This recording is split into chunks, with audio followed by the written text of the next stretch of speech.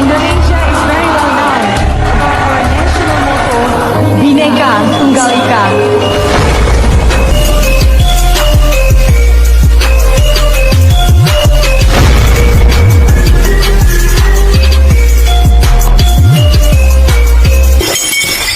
Apa makna dari demokrasi itu sendiri?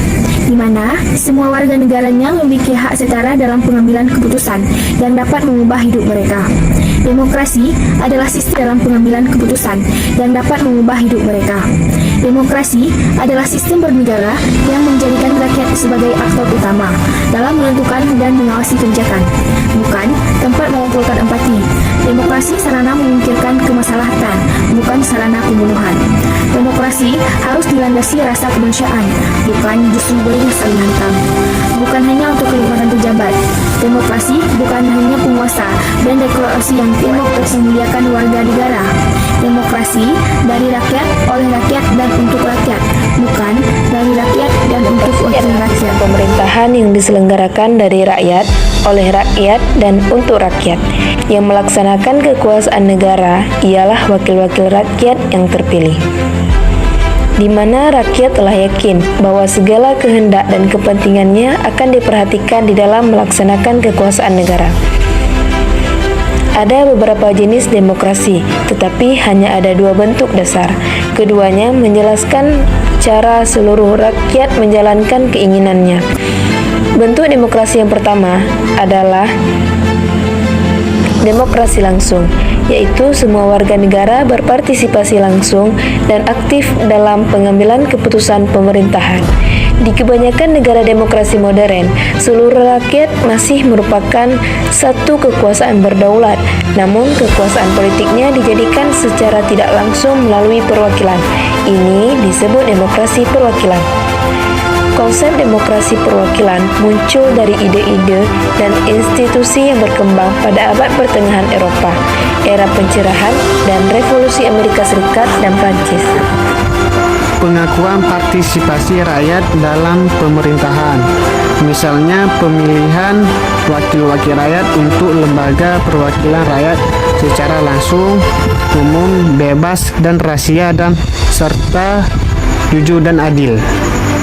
Dan pengakuan hakikat dan martabat manusia, misalnya adanya tindakan pemerintah untuk melindungi hak-hak asasi manusia, misalnya kepentingan bersama. Ciri-ciri pemerintahan demokrasi dalam perkembangannya.